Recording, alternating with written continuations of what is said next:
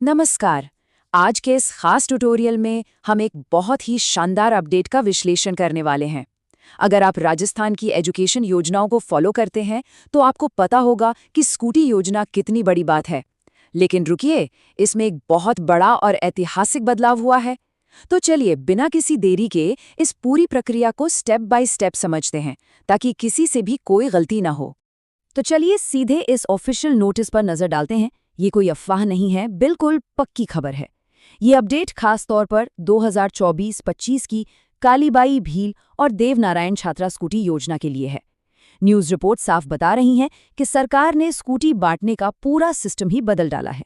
अब ये बदलाव क्या है और इसका सीधा असर आप पर कैसे पड़ेगा, चलिए इसे डिकोड करते हैं। आज हम इन 5 अहम चीजों पर बात करेंगे। पहला, योजना में क्या बड़ा बदलाव हुआ है। दूसरा, डायरेक्ट ट्रांसफर का विकल्प ही क्यों चुना गया। तीसरा, आपका step by step application guide. चौथा, वो जरूरी नियम और शर्तें जो आपको पता होनी चाहिए।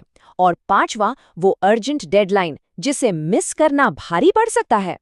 तो चलिए शुरुआत करते हैं हमारे पहले पॉइंट से। योजना में हुआ ये बड़ा बदलाव, और आखिर ये बदलाव कितने बड़े लेवल पर हो रहा है। जरा इस नंबर को देखिए, 25,977। ये कोई छोटा मोटा नंबर नहीं है। 26 मई 2025 को राज्य सरकार ने जो लिस्ट जारी की थी, उसके हिसाब से इतनी छात्राओं की पात्रता की जांच हो रही है। अब आप ही सोचिए, एक साथ लगभग 26,000 स्कूटियों को फिजिकली बांटना, ये अपने आप में एक बहुत बड़ा सिरदर्द है ना। बस इसी वजह से पूरे सिस्टम में एक क्रांतिकारी बदलाव की जरूरत पड़ी। अब आगे बढ़ते हैं और देखते हैं कि ये नई चीज कैसे काम करेगी। हमारा दूसरा सेक्शन है, आखिर डायरेक्ट ट्रांसफर ही क्यों चुना गया। इस बड़ी पॉलिसी शिफ्ट के पीछे का असली लॉजिक क्या है। और ये स्लाइड इस पूरे बदलाव को बिल्कुल साफ कर देती है। पहले क्या होता था, सरकार फिजिकली एक स्कूटी खरीदती थी और फिर उसे बांटती थी। लेकिन अब नई व्यवस्था में इस पुराने तरीके को हटाकर डायरेक्ट बेनिफिट ट्रांसफर को अपना लिया गया है। मतलब अब सीधा पैसा ट्रांसफर होगा। अब जो लोग सोच रहे हैं कि ये डीबीटी क्या भला है, तो सुनिए, डायरेक्ट बेनिफिट ट्रांसफर एक ऐसा शानदार और ट्रांसपेरेंट सिस्टम है जहां सरकार पैसा किसी बिचौलिए या एजेंसी को नहीं, बल्कि सीधे लाभार्थी के बैंक अकाउंट में भेज देती है। मतलब स्कूटी की जो भी कीमत तय होगी ना, वो सीधी चुनी गई छात्राओं के पर्सनल बैंक खातों में पहुंच जाएगी। एकदम सिंपल। लेकिन आखिर वित्त विभाग ने इस बड़े बदलाव को मंजूरी दी ही क्यों। दरअसल पुराने सिस्टम में बहुत सारी प्रैक्टिकल दिक्कतें थीं। सप्लाई में महीनों की देरी हो जाती थी, फिर रजिस्ट्रेशन का इतना लंबा और थका देने वाला प्रोसेस, और हाँ, हजारों स्कूटियों को सुरक्षित रखने की टेंशन अलग। मतलब एक पूरा लॉजिस्टिक दुष्स्वप्न। इन्हीं सब परेशानियों को हमेशा के लिए खत्म करने के लिए सरकार ने ये स्मार्ट कदम उठाया है।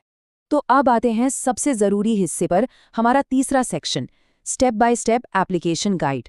अब लाभार्थियों को एग्जैक्टली करना क्या है।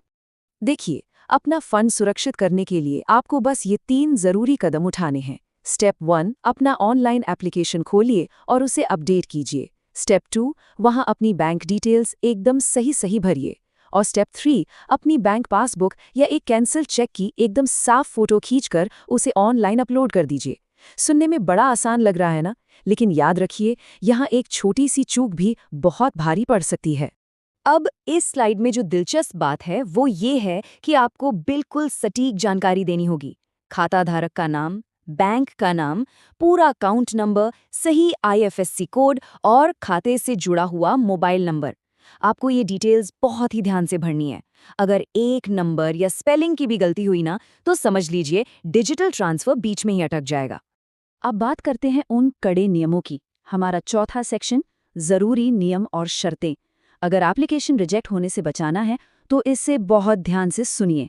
मैं इस बात पर बहुत जोर देना चाहता हूँ, जो बैंक अकाउंट आप पोर्टल पर दे रहे हैं वो 100% छात्रा के खुद के नाम पर ही होना चाहिए। यहाँ कोई शॉर्टकट नहीं चलेगा, मम्मी पापा भाई बहन किसी का भी अकाउंट नहीं चलेगा। नोटिस में बिल्कुल साफ लिखा है, अगर खाता छात्रा के नाम पर नहीं है तो पैसा ट्रांसफर नहीं होगा। मतलब बिल्कुल नहीं होगा। और हाँ, जो डॉक्यूमेंट्स आप अपलोड कर रहे हैं उनकी क्वालिटी भी बहुत मायने रखती है। जिला नोडल अधिकारी डॉक्टर मंजू श्री गुप्ता ने इसके लिए सख्त निर्देश दिए हैं। उन्होंने साफ कहा है कि बैंक पासबुक या कैंसिल चेक की एकदम स्पष्ट कॉपी अपलोड होनी चाहिए। अगर फोटो धुंधली हुई, कटी फटी हुई, जिसे सिस्टम पढ़ ही ना पाए, तो वेरिफिकेशन तुरंत फेल हो जाएगा। एक और जरूरी बात जो कि एक अपवाद यानी एक्सक्लूजन है। जिन छात्राओं को पिछले साल यानी 2023-24 में पहले ही स्कूटी मिल चुकी है, उन्हें इस बार शामिल नहीं किया जाएगा। ये रूल इसलिए बनाया गया है ताकि इस नई योजना का फायदा उन नए स्टूडेंट्स को मिले जिन्हें अब तक इसका कोई लाभ नहीं मिला है। बिल्कुल फेयर बात है ना? तो चलिए अब अपने आखिरी और सबसे अर्जेंट सेक्शन की तरफ बढ़ते हैं। सेक्शन 5, महत्वपूर्ण डेडलाइन और सहायता। तो सबसे क्रूशियल पॉइंट ये है, सिर्फ 3 दिन। जी हाँ, आयुक्तालय का बिल्कुल सख्त आदेश है कि ये पूरी प्रक्रिया सिर्फ और सिर्फ 3 वर्किंग डेज के अंदर पूरी हो जानी चाहिए। समय लिटरली मुट्ठी से रेत की तरह फिसल रहा है। आपको तुरंत अपने डॉक्यूमेंट्स वेरीफाई करवाकर अपनी पात्रता पक्की करनी होगी। इसे कल पर टालने का तो सवाल ही पैदा नहीं होता। अब अगर इस बीच कोई टेक्निकल दिक्कत आ जाए, डॉक्यूमेंट अपलोड ना हो या कोई कंफ्यूजन हो, तो क्या करें? तो घबराइए मत। ऑफिशियल नोटिस में साफ साफ बताया गया है कि अगर आपको मदद चाहिए तो सीधे अपने कॉलेज के स्कूटी वितरण अनुभाग से कांटेक्ट करें। वो लोग वहां बैठे ही इसलिए हैं ताकि इस पूरे प्रोसेस में आपकी मदद कर सकें।